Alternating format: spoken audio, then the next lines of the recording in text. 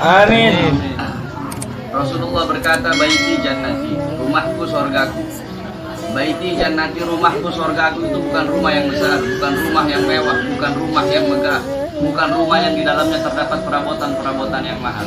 Baiti jannati, kata Rasul, rumahku sorgaku adalah suami yang taat kepada Allah, istri yang taat kepada Allah, suami yang soleh, istri yang soleha, istri yang ikhlas, yang sabar, yang warah, yang zuhud, yang qanaah. Rumah yang dihidupkan dengan Al-Quran, rumah tangga yang mengikuti aturan, ajaran Allah dan ajaran Nabi Muhammad, ini adalah baiti jannati. Walaupun rumahnya dari kardus, walaupun rumahnya dari kayu, tetapi kalau rumah itu dihidupkan dengan Al-Quran, rumah tangganya, suaminya, istrinya, anak-anaknya soleh dan taat kepada Allah Subhanahu wa Ta'ala, maka rumah tangga itu menjadi baiti jannati. Dan ini adalah pernikahan yang baik. Inilah pernikahan yang diajarkan oleh baginda Nabi Muhammad. Sebab banyak di zaman sekarang, bukan hanya di kota-kota, bahkan di kampung-kampung, sesuatu yang baik tetapi dicampur adukkan dengan hal-hal yang buruk. Nikah pakai dangdut, orkes. Ini bukan yang mengundang rahmat, bukan yang mengundang berkah, malah mengundang bala, mengundang bencana. Makanya banyak kita lihat berartis kawin cerai, kawin cerai, kawin cerai. Kenapa? Karena nikahnya diawali dengan hal-hal yang mengundang maksiat. Kalau awalnya udah nggak bagus, maka terus akhirnya pasti nggak bakal bagus.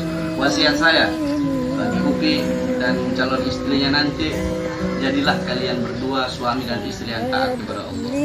Seorang istri khususnya, seorang istri sekarang mempelai perempuan milik orang tuanya.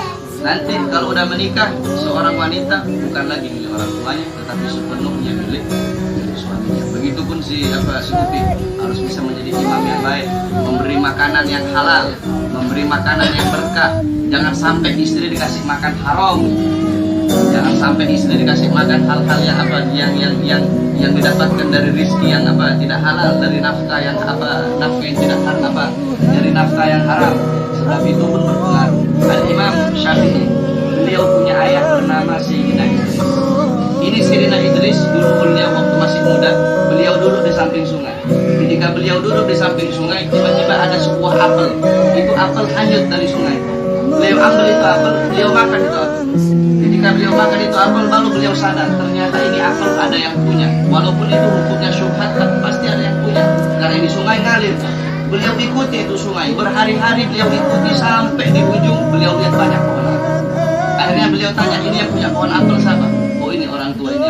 Beliau datang, beliau bilang, Bapak, saya datang di sini ingin minta halal buah apel yang jatuh ke sungai yang ngalir dan saya makan.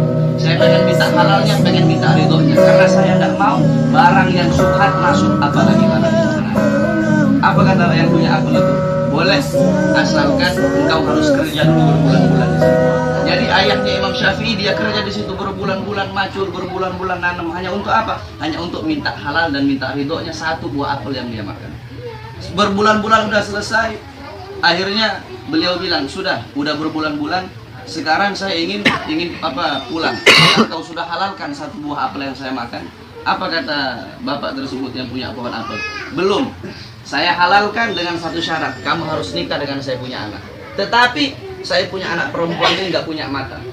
Nggak punya mata, dia nggak punya mulut, dia nggak punya telinga, dia nggak punya tangan dan nggak punya kaki. Akhirnya apa kata Sayyidina Idris? Walaupun dia nggak punya apa-apa, saya mau nikah. Yang penting kamu halalkan itu buah apel yang saya makan. Menikahlah beliau, Sayyidina Idris. Ketika beliau sudah menikah, beliau masuk ke kamar. Beliau kaget. Ada seorang wanita yang sangat cantik dalam kamar. Akhirnya beliau keluar. Beliau bilang, apa ayah?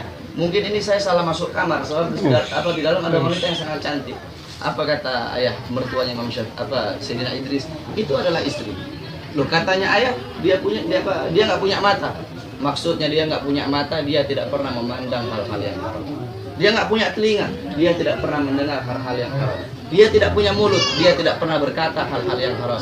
Dia nggak punya tangan, dia tidak pernah mengambil haknya orang, mencuri. Dia nggak punya kaki, dia tidak pernah melangkahkan kakinya ke tempat-tempat yang haram. Dari pernikahan Sayyidina Idris dengan wanita yang soleha, wanita yang menjaga dirinya, anggota tubuh zahir dan batinnya dari hal-hal yang haram, dengan Sayyidina Idris yang menjaga perutnya, dirinya, hal-hal anggota tubuhnya dari hal-hal yang haram, dari makanan yang haram. Dari pernikahan ini lahir seorang anak yang bernama Imam Syafi'i, yang menjadi ulama terbesar, yang menjadi ulama yang mazhabnya mayoritas dipakai di seluruh dunia. Makanya Upi nanti kasih makan istrinya dari hal-hal yang haram. Jangan kasih makan dari hal judi, dari hal nipu, dari hal mencuri.